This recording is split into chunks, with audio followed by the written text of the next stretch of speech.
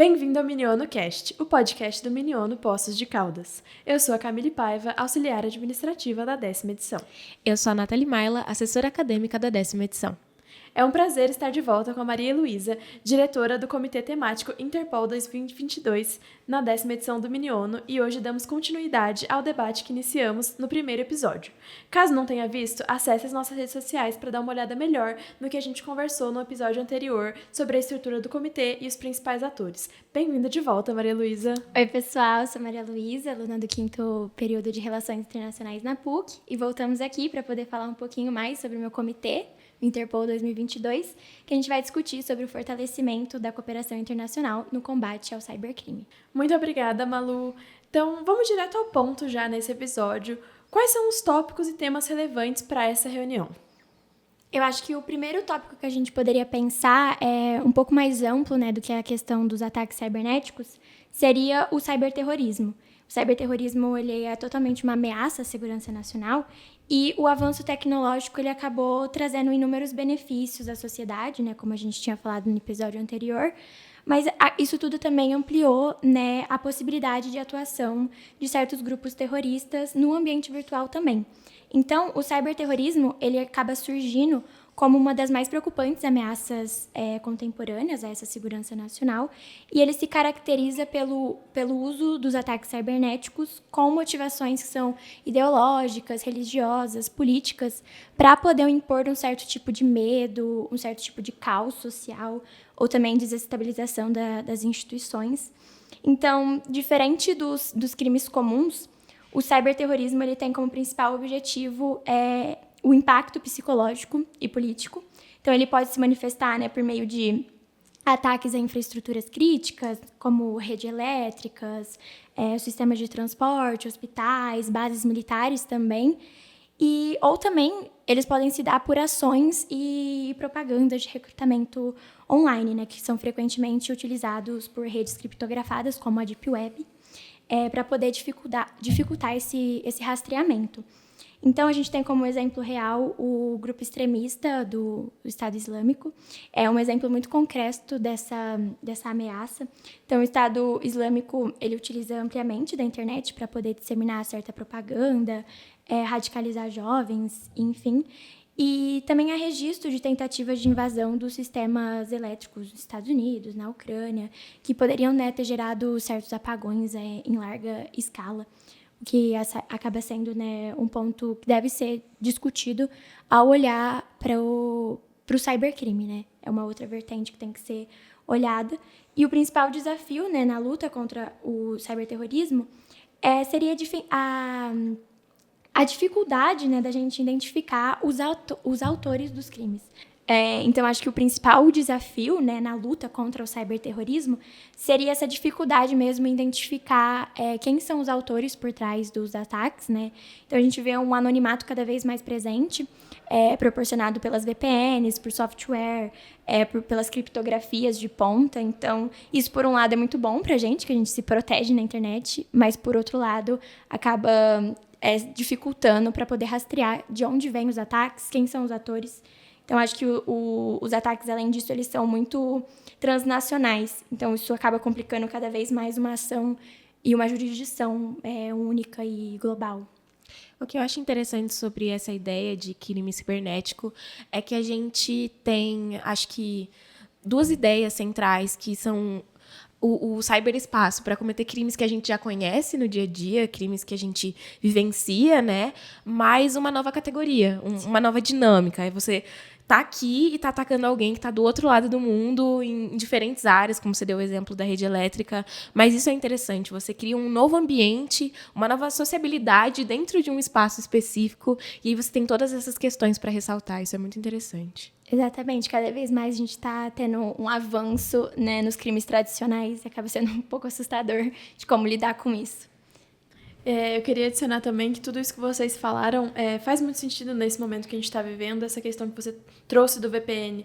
Essa questão da anonimidade que você dá a uma pessoa fortalece ainda mais esse posicionamento dela para essas questões que vão ampliar ainda mais aquela raiva ou aquele ódio. Então, a gente vê uma crescente de discursos de ódio aumentando e ainda mais por essa anonimicidade que eles têm na internet. Então, a gente não consegue saber quem fez aquele discurso, a gente não consegue culpabilizar aquela pessoa por essas questões cibernéticas. Então, realmente é um tema que a gente tem que tentar estudar cada vez mais, se aprofundar mais ainda, porque é umas coisas que a gente não tem muita segurança e a gente fica cada vez mais inseguro nessas redes cibernéticas.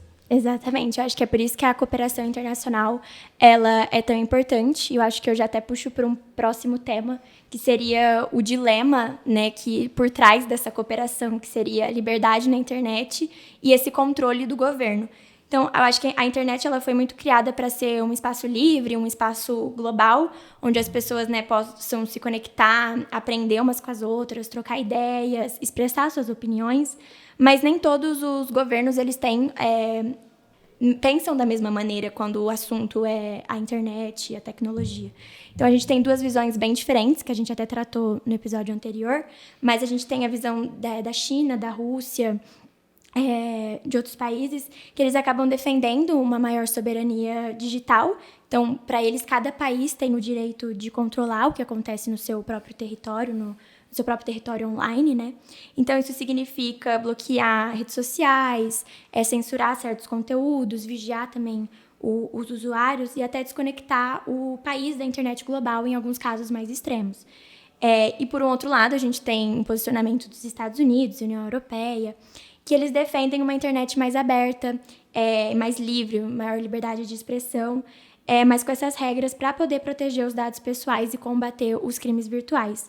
Então, aí está o grande dilema, né? Eu acho que esse dilema é a grande questão do comitê, que eu acho que é a questão que mais vai ter que dar uma importância maior na hora de elaborar uma proposta de resolução, porque como que a gente pode criar uma cooperação entre esses países que pensam tão diferentes uns dos outros? Será que, seria possível combater o cybercrime sem abrir mão de uma liberdade de expressão? E eu acho que esse dilema é muito interessante porque ele traz também o nosso dia a dia, né? Porque a gente fica pensando, a gente aceita todos os cookies que a gente vê em todos os sites diariamente para ter acesso a essas informações. E quando a gente aceita isso, a gente não sabe o que a gente está dando em troca, porque é muito difícil a gente pegar e ler exatamente tudo aquilo que a gente vai estar aceitando ali, todos os dados que a gente vai estar dando para aquela empresa ou para aquele estado. E isso é um dilema muito intrínseco na gente agora. A gente tem essa noção de que esses dados eles podem ser vazados em algum momento, a gente tem noção de que esses dados podem ser vendidos em lugares que a gente não tem acesso, como a Deep Web, a Darknet, e eu acho que isso assusta muito mais a gente, e a gente busca também uma ação do Estado que tem essa capacidade de nos proteger em alguma medida. Então, a gente pensa nesse dilema também, tipo, o que a gente está dando com os nossos dados? A gente está realmente tendo essa liberdade nesse espaço cibernético? Será que a gente já não está num espaço cibernético controlado por algumas grandes empresas? Então, o que a gente está... Aonde a gente está localizado nesse espaço? Eu acho que esse dilema acontece diariamente, a gente está tendo acesso ainda mais a essas informações e a cada coisa que a gente vai ficando, cada notícia que a gente vai recebendo, a gente fica mais preocupado.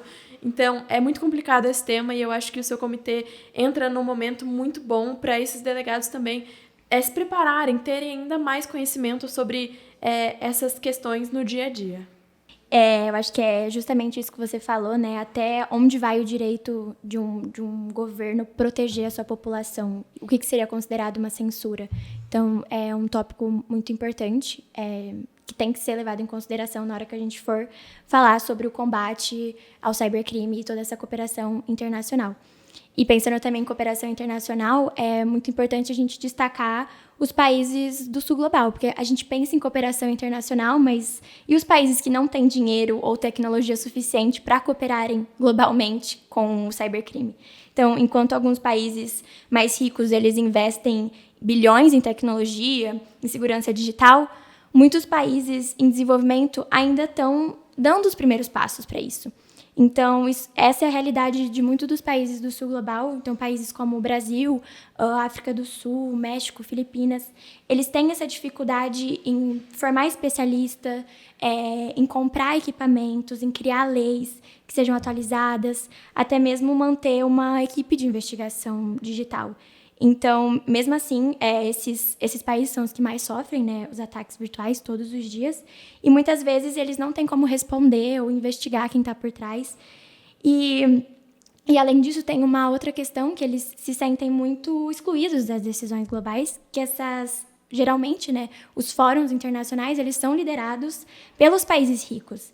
E eles não enfrentam os mesmos desafios estruturais que o Sul Global enfrenta na questão tecnológica. Então, acaba sendo uma questão muito importante também levar isso em consideração na hora que a gente for discutir. E um exemplo muito claro disso é o Brasil. Porque no Brasil a gente vê que a gente tem muitos talentos em tecnologia, inclusive jovens que se destacam, né, na questão da programação, na segurança digital, mas ainda falta investimento público nessa área. Então, as infraestruturas em cidades menores também, a gente não vê essa questão da tecnologia, e uma legislação forte contra esses crimes virtuais. Então, muitos crimes digitais no Brasil, eles nem são investigados por essa falta de infraestrutura técnica e pessoal. Então, acaba sendo um grande problema, né, de como a gente vai exigir essa cooperação se muitos países eles não têm nem o básico para poder participar dela.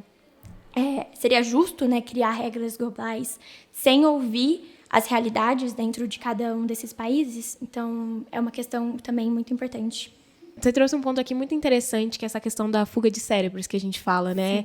Da gente não ter como capacitar essas pessoas e elas irem para fora, produzirem coisas incríveis lá e acabarem ficando por lá e não trazendo isso de volta para o nosso país. Então, isso é um ponto muito interessante de ser abordado e pensar que, se a gente está falando de cooperação, a gente tem que considerar essas disparidades, né, no sistema internacional. E isso entra muito, principalmente quando a gente fala de tecnologia. Então, eu acho que isso é uma questão muito importante que vocês vão poder abordar no dia do evento. Achei muito legal, Malu.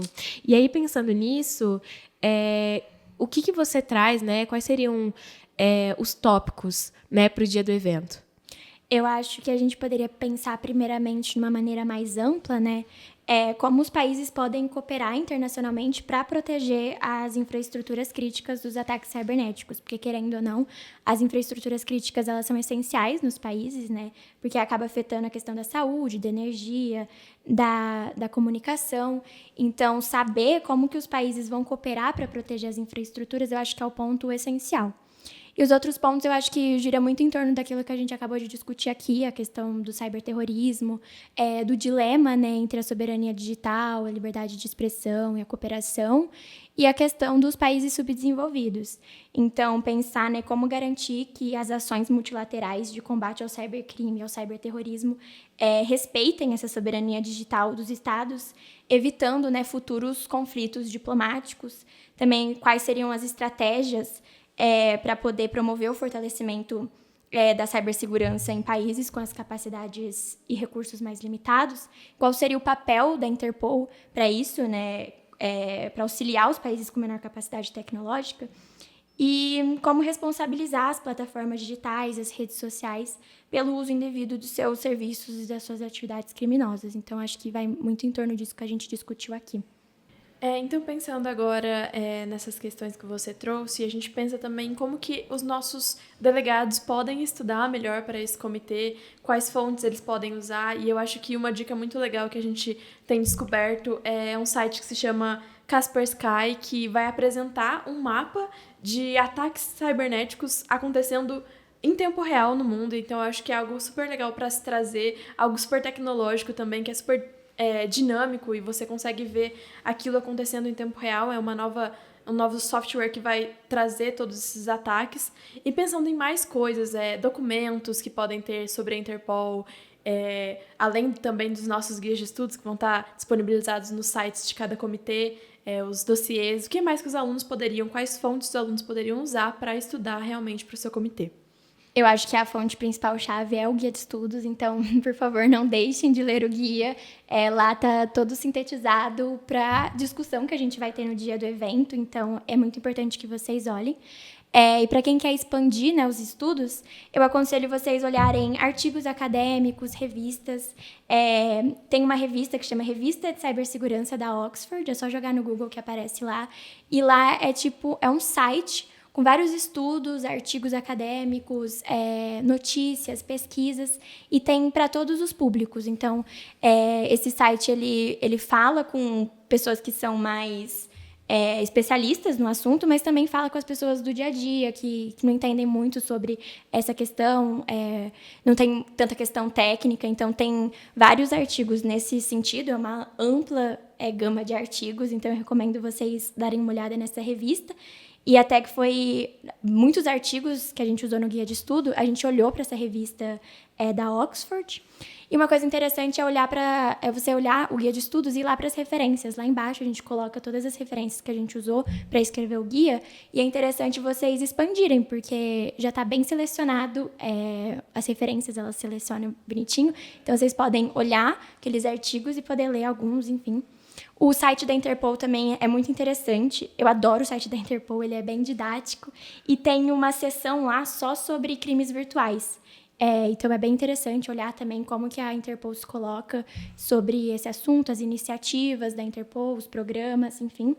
E uma coisa legal também de se olhar são as notícias. Então, buscar no G1, BBC News, Al Jazeera, esses canais mais confiáveis, e ver quais foram os acontecimentos mais recentes. Lembrando que o comitê se passa em 2022, então não pode passar dessa data, mas alguns ataques cibernéticos que ocorreram no período, e entender qual foi o desdobramento, as soluções que eles encontraram e as consequências desses ataques, para vocês ficarem bem atualizados na hora de debater. Malu, pensando em tudo isso que a gente já comentou, tanto nesse episódio quanto no episódio anterior, e todas as nuances que perpassam o seu comitê, se você pudesse especificar o que os delegados têm que se concentrar para trazer no dia do evento, o que você falaria para eles? Eu acho que além dos tópicos que eu trouxe aqui, dos tópicos de discussão, eu acho que os delegados devem olhar a posição oficial do seu país.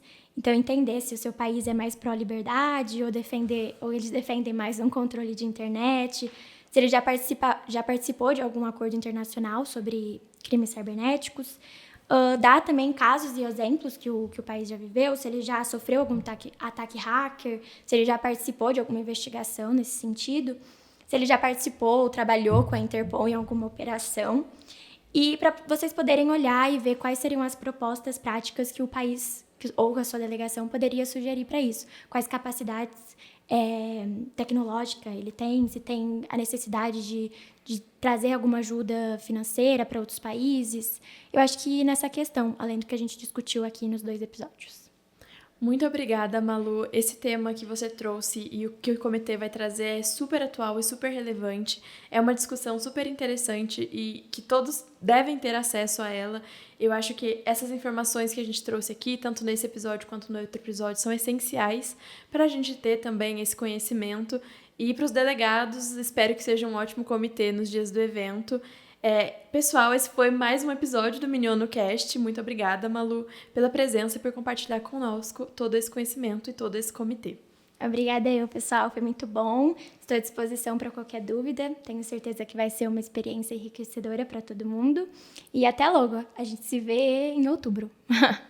Muito obrigada também, Nathalie, minha companheira aqui, por essa conversa incrível que a gente teve. E eu gostaria de agradecer a todos os ouvintes por estarem acompanhando aqui a gente até agora. E lembrar que esse podcast é uma produção da comissão organizadora da 10ª edição do Miniono Poços de Caldas, em parceria com o Laboratório de Comunicação da PUC Minas Poços de Caldas.